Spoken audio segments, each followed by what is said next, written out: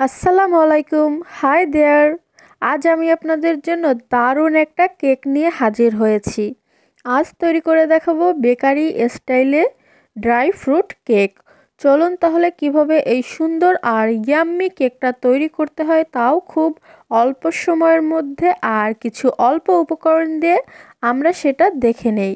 তবে যাওয়ার আগে আমার চ্যানেলে যারা নতুন এসেছেন তারা প্লিজ সাবস্ক্রাইব করে দিবেন, পাশে থাকা বেল আইকন হিট করবেন, এতে আপলোড করা ভিডিওর নোটিফিকেশন সবার আগে আপনাদের কাছে পৌঁছে যাবে। আর পুরান ভিউয়ার্সরা প্লিজ একটা লাইক আর শেয়ার করে দিবেন, কমেন্ট করতে কিন্তু ভুলবেন না। প্রথমেই আমরা ড্রাই ফ্রুটগুলো কেটে নিব। এখানে আমি নিয়েছি কিছু চেরি, আর নিয়েছি কাজু বাদাম, কাঠবাদাম আর মিক্সড ড্রাই ফ্রুট। আপনাদেরকে এই ক্যানটা খুলে দেখাচ্ছি।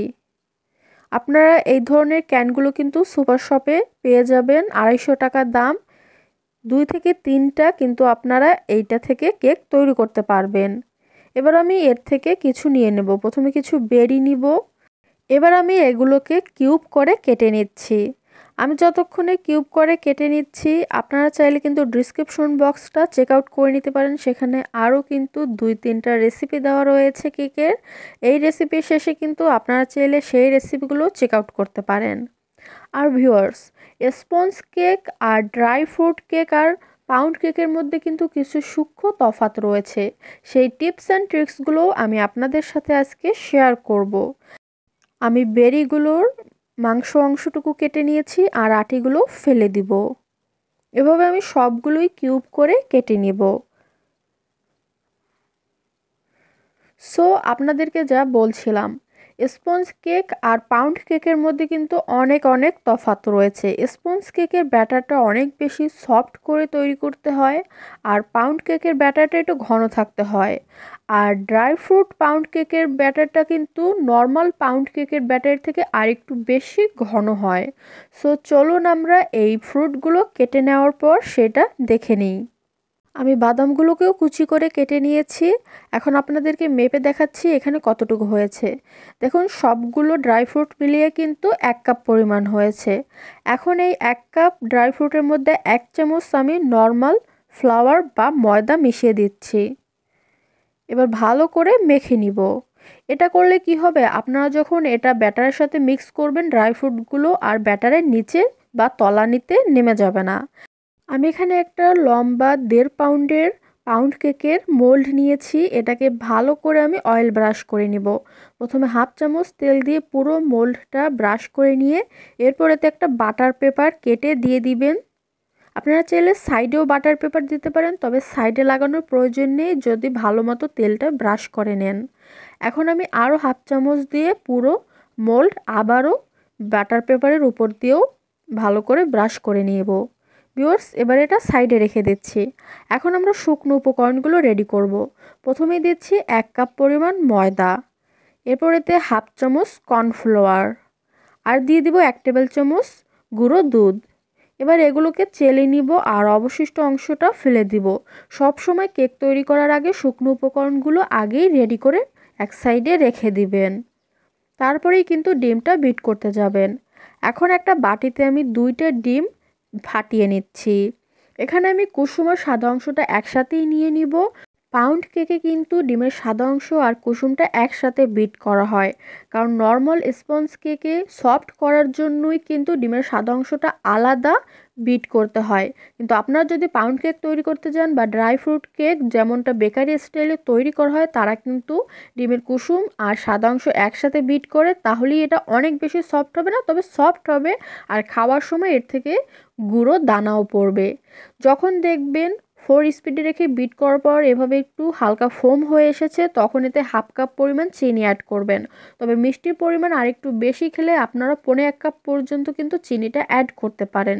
যেহেতু এতে অনেক ড্রাই ফ্রুট রয়েছে, সেগুলো মিষ্টি, এর জন্য আমি 1/2 কাপ পরিমাণ চিনি দিয়েছি। নর্মাল পাউন্ড কেকে কিন্তু যেমনটার ময়দা দেওয়া হয় ঠিক তেমনটাই চিনিও সম পরিমাণে অ্যাড করতে হয়।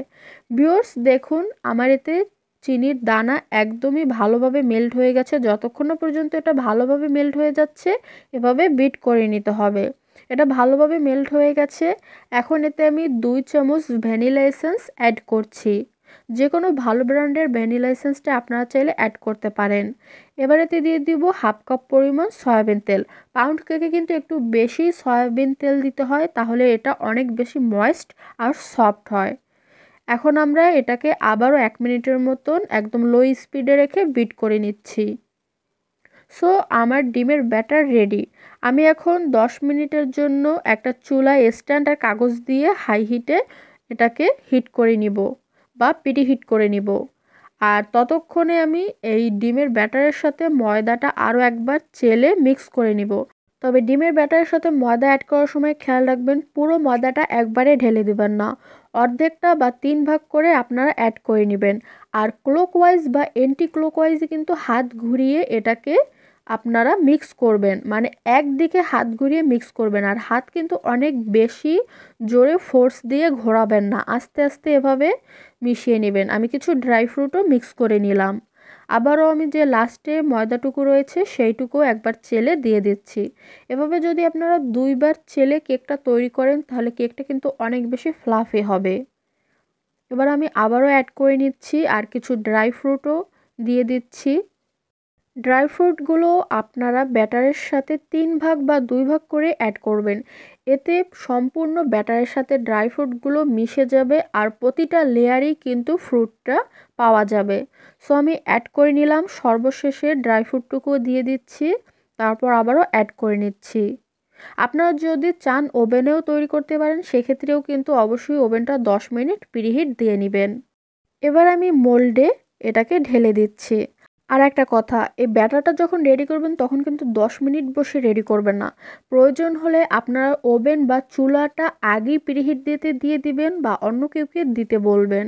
কারণ আপনারা অনেকক্ষণ ধরে যদি ব্যাটারটা মিক্স করেন তাহলে কিন্তু ব্যাটারটা বসে যাবে, কেকটা ফুলতে চাবে না।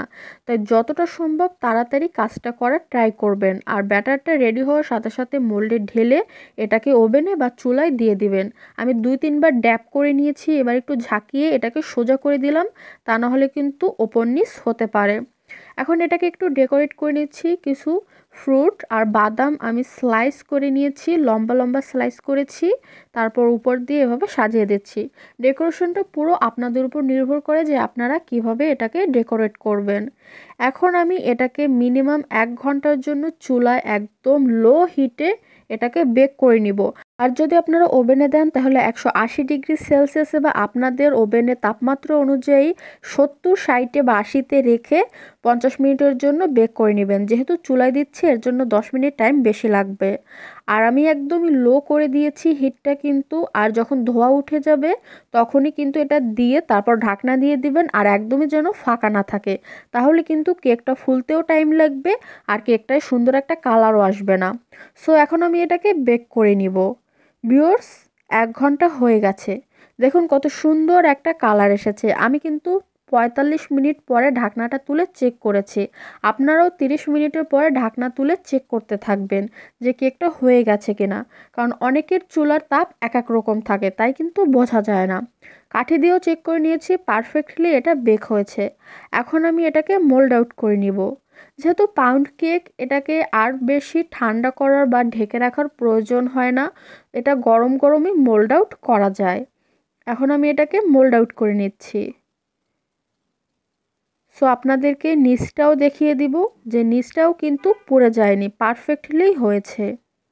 আপনারা যদি আমার রেসিপিটা পুরোপুরি দেখে থাকেন তাহলে ইনশাল্লাহ আপনারাও বাসায় এমন সুন্দর একটা ফ্রুট কেক তৈরি করতে পারবেন। এবার একটা ব্রেড নাইফ দিয়ে আমি এটাকে কেটে নিব। আপনারা যদি আমার চ্যানেলে পাউন্ড কেকের রেসিপিও দেখতে চান তাহলে অবশ্যই কমেন্ট করে জানাবেন, আমি আপনাদের সাথে শেয়ার করব। দেখুন প্রতিটা লেয়ারেই কিন্তু সুন্দরভাবে ড্রাই ফ্রুটগুলো সেট হয়ে আছে। একটা ভেঙে দেখাচ্ছি, দেখুন কতটা ফ্লাফি আর সফট হয়েছে। কি লাগছে না বেকারির মতন? তাই আর দেরি কেন, অবশ্যই রেসিপিটা ভালোভাবে খাতায় লিখে নিন আর তাড়াতাড়ি চলে যান তৈরি করার জন্য। তৈরি করে কিন্তু আমাকে অবশ্যই কমেন্ট করে জানাবেন যে খেতে কেমন হয়েছে। Thank you so much viewers আমার পুরো রেসিপিটা দেখার জন্য। ইনশাল্লাহ নেক্সট ভিডিওতে আরও দারুণ একটা রেসিপি নিয়ে আপনাদের সাথে দেখা হবে। সবাই সুস্থ থাকবেন, ভালো থাকবেন, আমাদের জন্য দোয়া করবেন। আল্লাহ হাফেজ।